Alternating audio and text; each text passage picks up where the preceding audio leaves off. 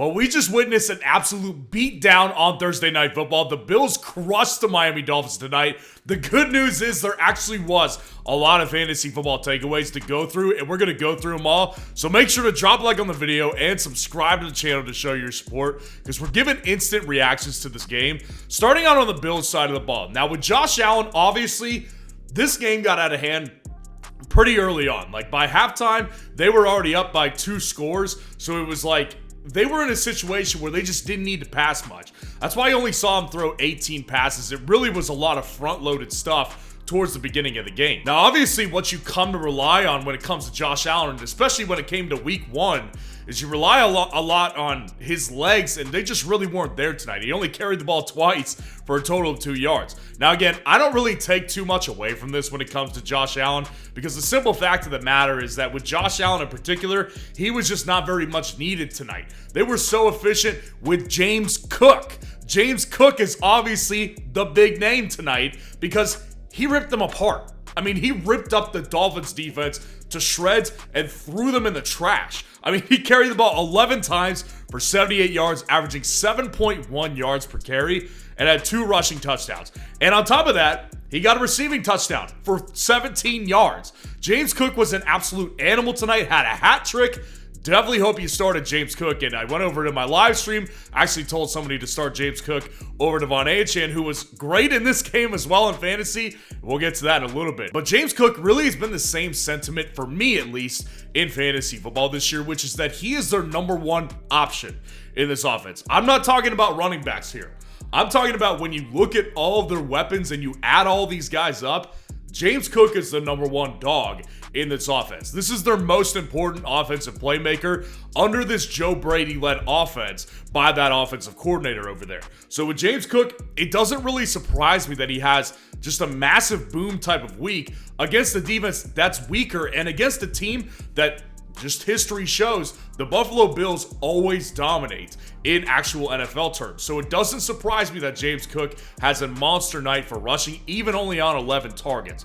Ray Davis came in obviously towards the end. He actually did have a drive in that second quarter where I was like, is James Cook injured? But Ray Davis really didn't have that much involvement in this game to really be worried about James Cook's workload. So don't take too much from James Cook having only double the amount of carries that Ray Davis had. Ray Davis had 1 drive where he was slightly involved and then got involved really once the game got out of hand.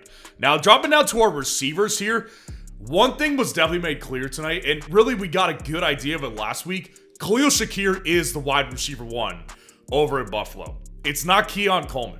Keon Coleman actually led the team in targets last week. Keon Coleman was a ghost, basically, in this game. He got targeted a couple times, and they just weren't able to connect.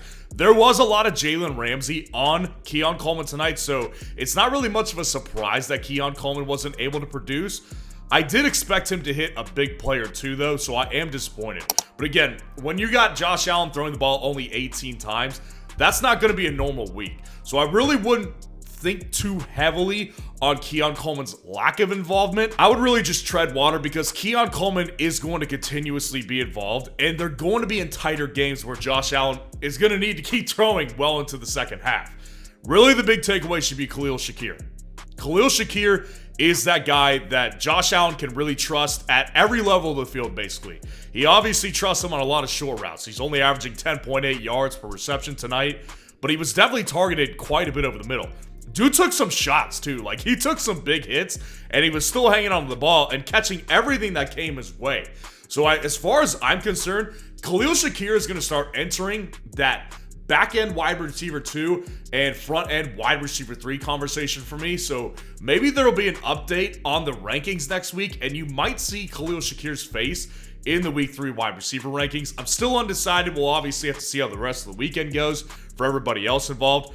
But Khalil Shakir definitely is going to be a guy that you're going to want to keep an eye on big time. Now, Dalton Kincaid had a bounce-back week to a certain extent.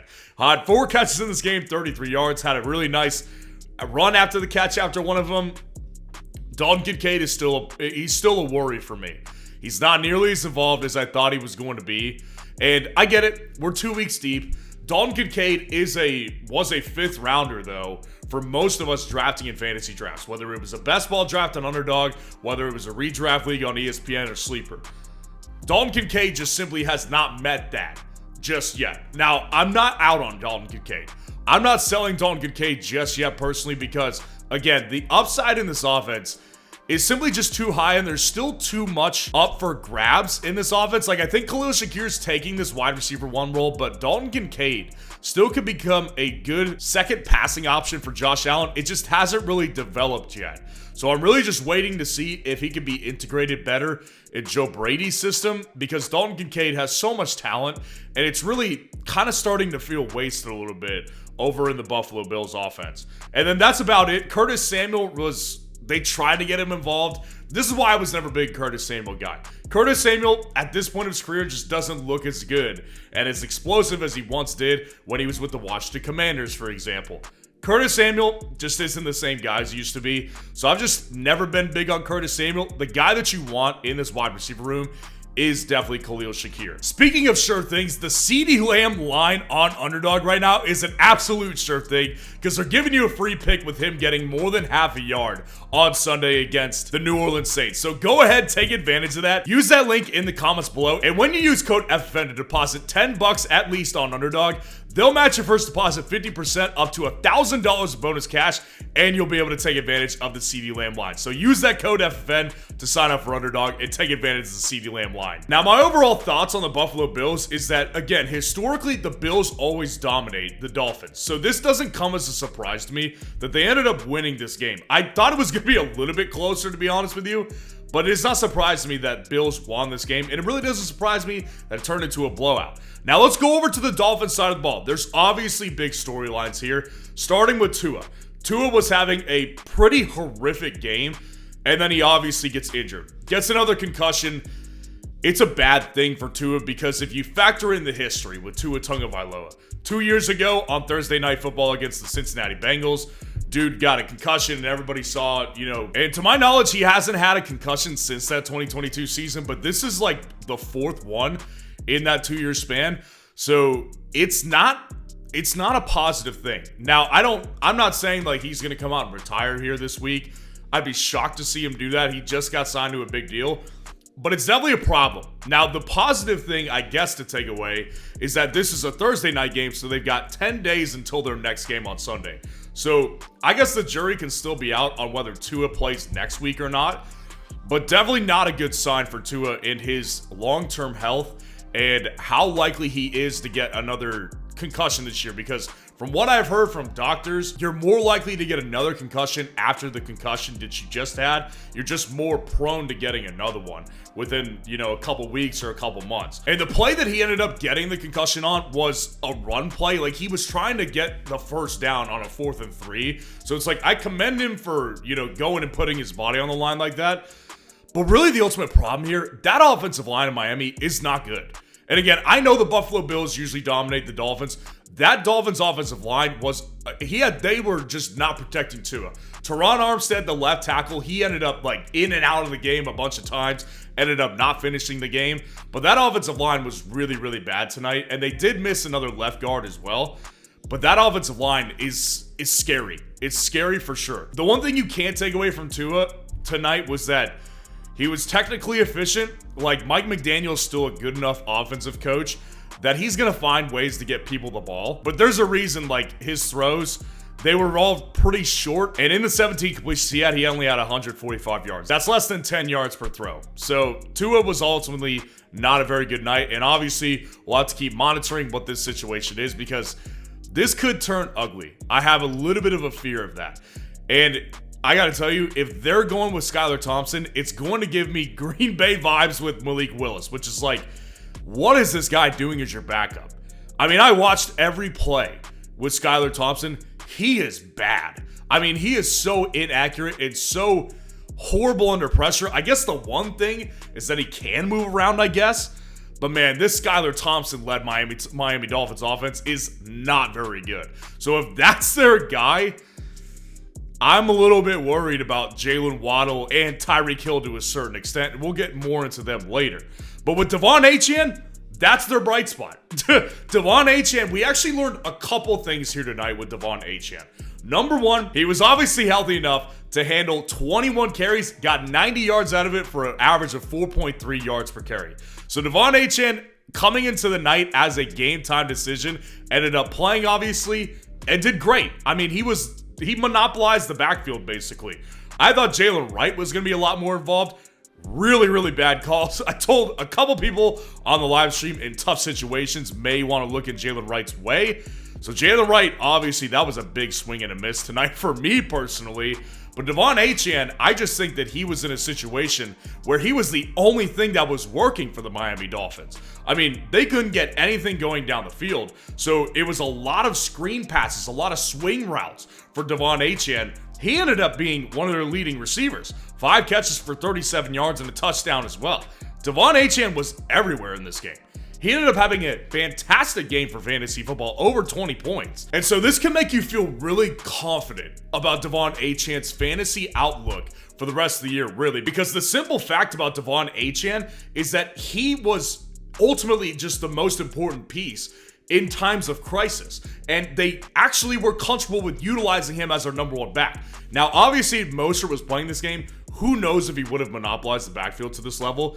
But this is clearly what we saw tonight. He's good enough to handle that type of workload. And it did look like he was kind of losing some steam there at the end. Like he was kind of grimacing a little bit. So maybe I'm sure he's still dealing with the ankle injury to a certain extent.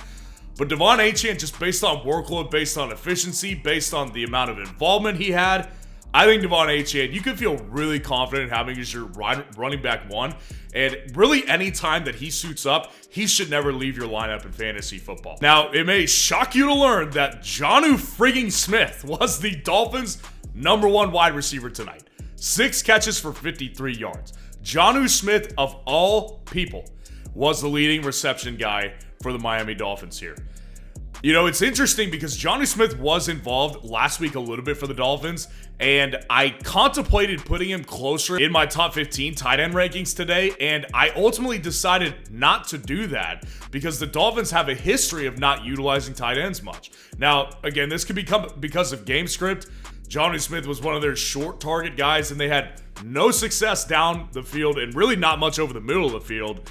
Except for early on in the game when Jalen Waddle had a couple middle of the field receptions. Jalen Waddle did have a couple of those plays. 4 catches for 41 yards. That's what we saw from Jalen Waddle, and a lot of that production was basically from the first half, when they were still having some success doing that. Now, obviously, the Bills were able to shut that down during the second half. That they knew what was coming, so they were like, yeah, let's just cover the middle of the field, because that's what's exactly coming from the Dolphins. So Jalen Waddle was kind of left a little irrelevant in the second half. And then Tyreek Hill, massive dud this week. It's going to hurt a lot of fantasy teams, including a lot of mine, because I've got plenty of Tyreek Hill.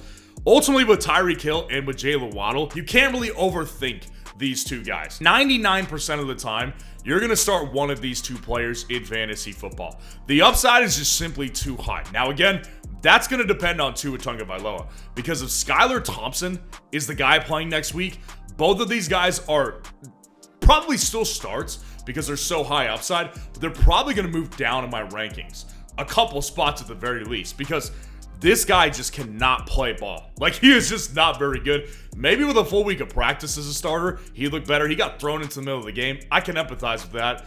But this guy was not very accurate tonight. He just did not look very good under pressure either. And this offensive line is just not very good. The ultimate problem I have with Dolphins players is that they will get pushed around. Like, the Dolphins are prone to getting pushed around by more physical teams. Teams like the San Francisco 49ers, the Buffalo Bills tonight showed it. The Kansas City Chiefs can do it too.